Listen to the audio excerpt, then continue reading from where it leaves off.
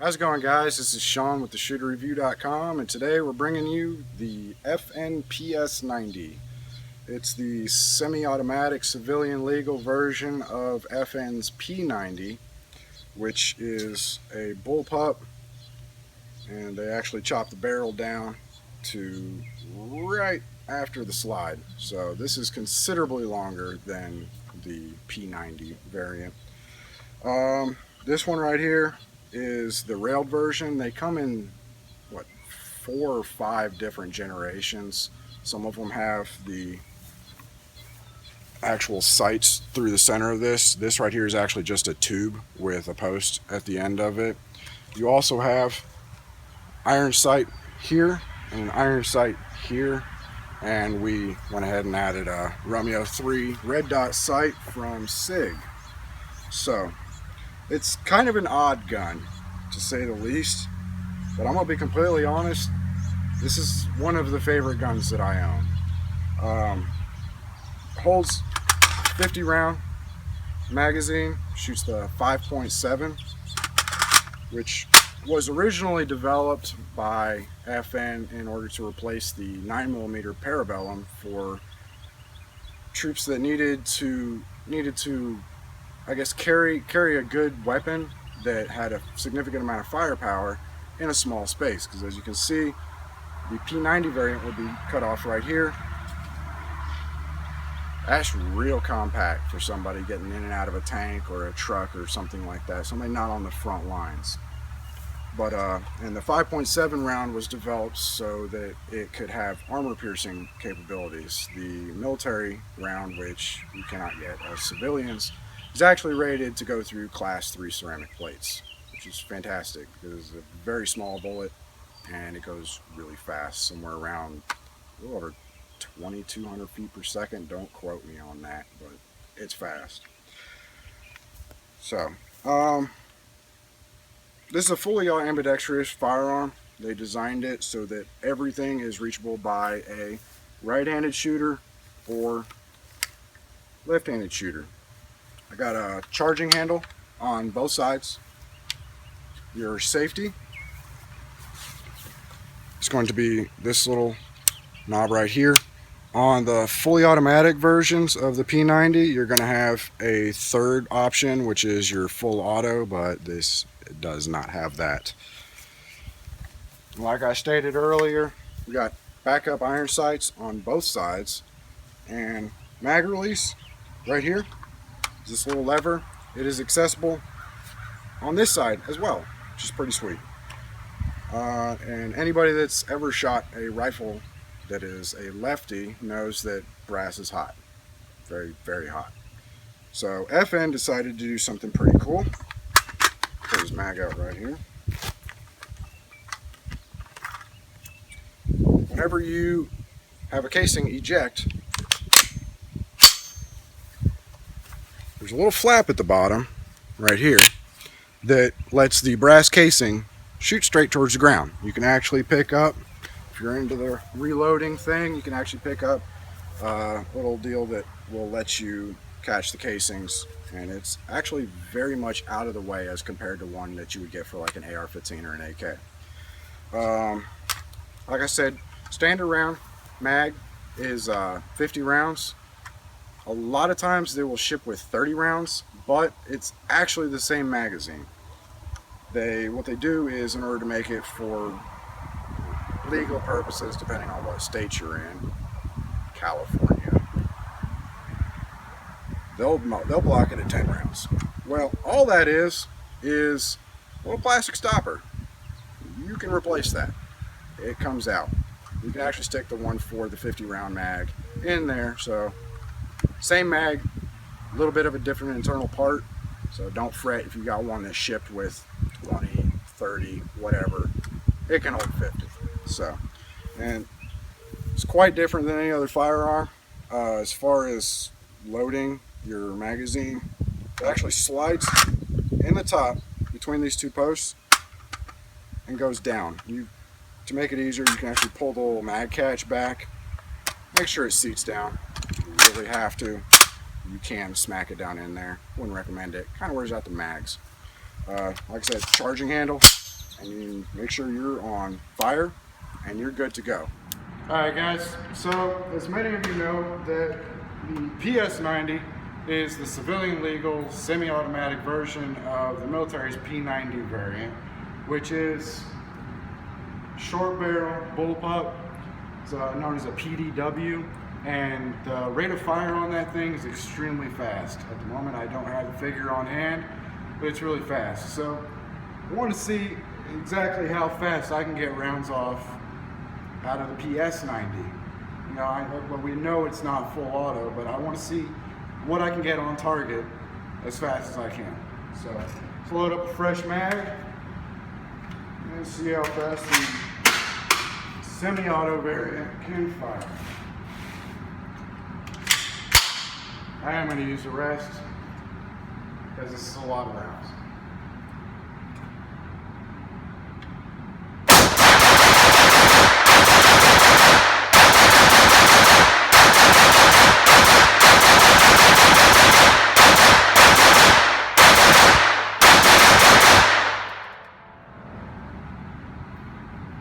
Not too bad. That was 50 rounds, and this thing is smoking. Hey y'all, it's Rob with the Shooter Review. Today we're going to be shooting the FN PS90. This is chambered in 5.7 by 28 millimeter. Has a 50 round magazine from the factory. Semi-automatic, little bullpup. It's a fun little gun to shoot. Let's see how accurate this thing is today.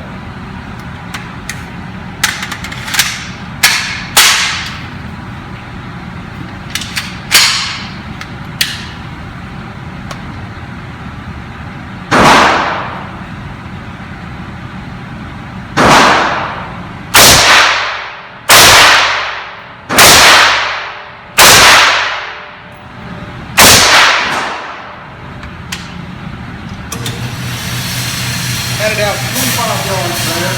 Using our 6-shot Romeo 3. That's the new sight I just came out with. Shooting from top right. 5 rapid shots. Say pretty good for 25 yards. We'll roll it out to 10 and down this mag real quick. Percent.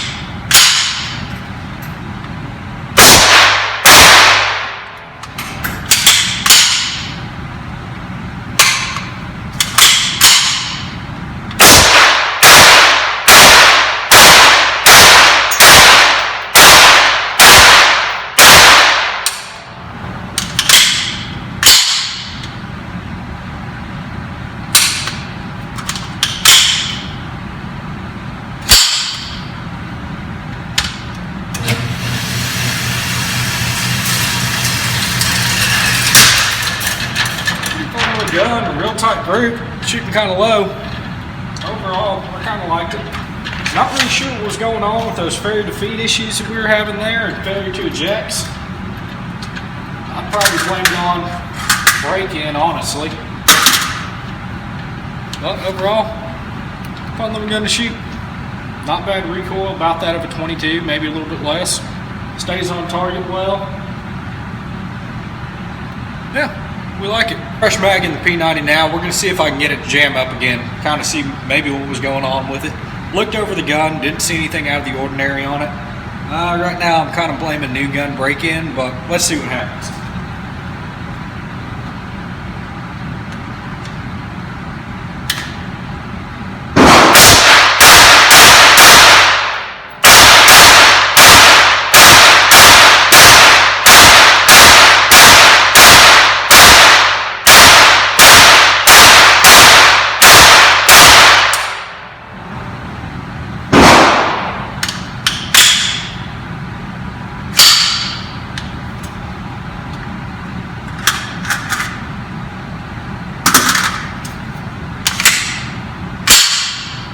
No issues with that mag. Kind of makes me think that maybe this magazine might have an issue. Holy sh! Down my boot.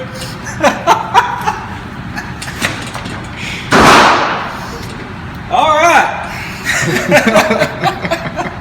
Little blooper for you guys there. I just got off my regular job, so I'm kind of wearing some torn up jeans here. And yeah, that's why you wear proper gear to the range. Oh.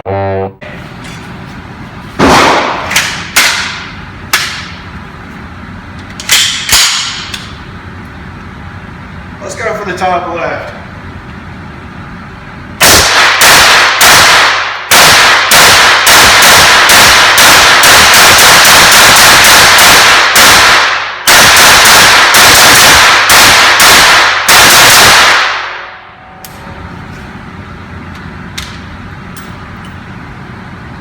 I couldn't get it to jam, I'm sorry. Yeah.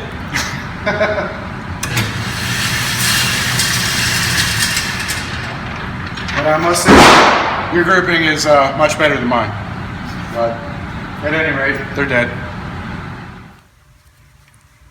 How's it going, guys? This is Sean with theshooterreview.com, and It's Rob. today we went out and fired the PS90 from FN. What'd you think about it, Rob? You know, it's a sweet little gun. It's definitely different than most that I'm used to. I'm kind of a traditional AK, traditional AR-15 type guy. Bullpups have never really been my thing, but I mean, it serves its purpose. It's a great close quarters combat weapon. I mean, it's probably half the size of my AR-15 that I keep at home. I mean, you can just sweep hallways, you can go in and out of rooms easily, hop in and out of a car, truck. I mean, it fits its purpose for sure. But so far, you know, like I said, it's a good shooting gun, feels pretty good. I'd probably compare the recoil to a little bit more than a 22, yet not as bad as, say, an AR-15 or anything like that. Although it does shoot a very similar round to the AR-15. The .224 caliber bullet or projectile that's coming out of this gun, it's definitely moving. You know, like Sean had said before, they have developed an armor-piercing round to go through Class 3 ceramic plates as well. We can't get those. Yeah. It's restricted to military and law enforcement. Today we were shooting the 23 grain from Federal. Okay, yeah. So. Yeah, we shot the Federal 23 grain today. Pretty sweet little round. The gun is just accurate as all get out. I was very surprised with the accuracy that we're getting out of the gun. I mean, groupings probably 2 to 3 inch on rapid fire. It's pretty awesome. A little bit less for me. I got a little bit carried away with it. But, you know, like I said, it's a fun gun to take out to the range, play with, really get a good feel for it, and it definitely suits its role that it was built for very well. But a lot of people will look at this thing and they think it's nuts. I personally love the way it looks. I'm a big fan, to be completely honest. I would recommend, if you feel like handing up Uncle Sam $200, you can go get somebody to cut the barrel down and do it as an SBR.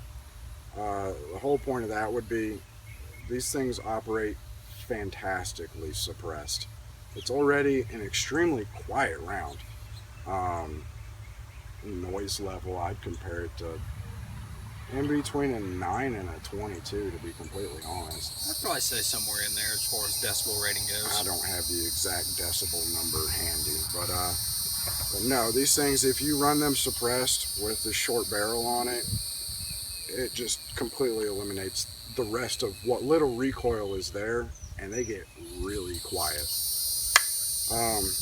One thing about these is the PDWs. These triggers suck. They're horrible. There's no way to get around it though. It's just because the actual trigger pack assembly is in the rear of the gun. It's just the straight pullback is how they have to be made. There's really no other way to get around it. It's not adjustable. You can't drop in another one. You have what's there, and it's pretty grainy. I'd say it's pretty grainy. Long, heavy pull to it, to an almost unpredictable break. Took a little getting used to. So, but I mean, it's not horrible by any means, but I don't like it. I really don't. I'd have to agree. It's not the worst trigger I've felt, but it's also not the best. Uh, One thing about this is we did notice this gun is brand new. It's the second time it's ever been out. At the range today, we had a bunch of failure to feeds and what was the other one? What else do we have going on? We had a lot of failure to feeds and failure to ejects with the gun today. Prior to today, there's only been 100 rounds through it. Not sure if it was the magazine, which is kind of what I was leaning towards. We ran a couple other mags through it, no issues. But one mag did produce a lot of failure to feeds and failure to ejects at the same time. And given that that was a brand new magazine, we'd never put any rounds through that particular mag. The other two fired it the other day. I'm probably going to be getting rid of that mag and going to buy another one. Yeah, I'd probably say so.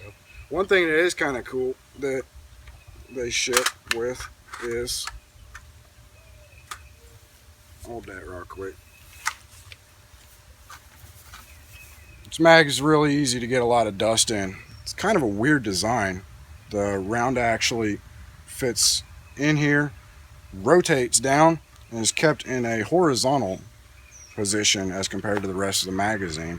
But they do come with a snap-on dust cover for it. It's pretty cool. Which does keep a lot of trash out of there. If you guys have any mag carriers, like your AK and your AR and whatnot, these don't fit. They do make special stuff that goes on your webbing and whatnot that you can carry it, but I wouldn't carry more than like one. Kind of seems like it'd be uncomfortable. It is, because these are big mags, but the other side of that is you got 50 rounds of firepower sitting in here in a very lightweight and small space. Well, comparatively speaking, go get a 50 round mag for an AK and try to carry that thing around. Yeah.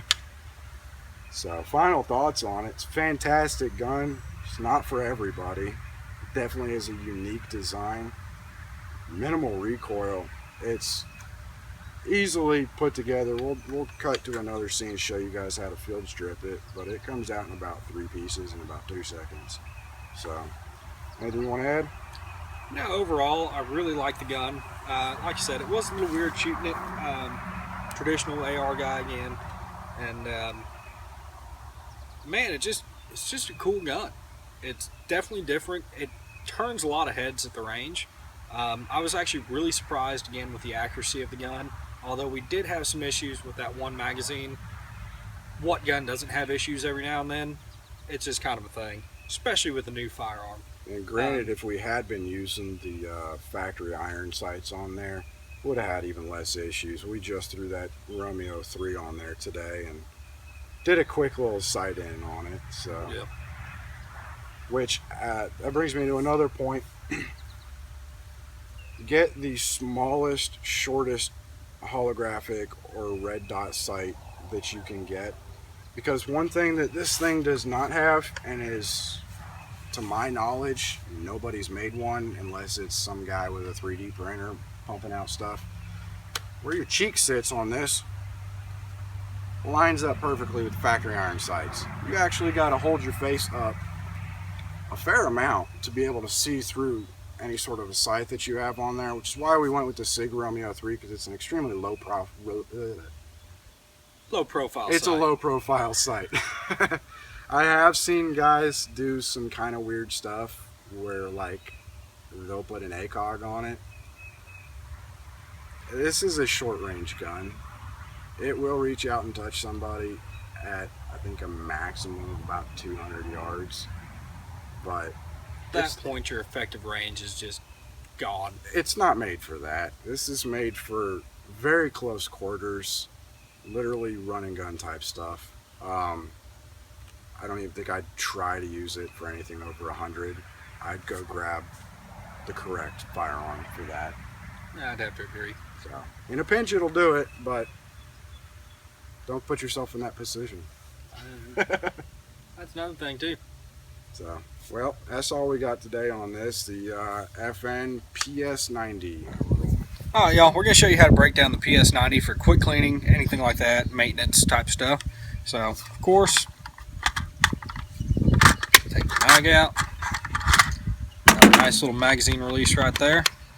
Then with any gun that we're about to clean or tear down, we want to go ahead and make sure that it's clear, confirm that it's clear. Of course, this one is. So then to break down the PS90, after we take the magazine out, there's a button right up top here. Just push down, pull that out right there. The entire barrel assembly comes out on its own.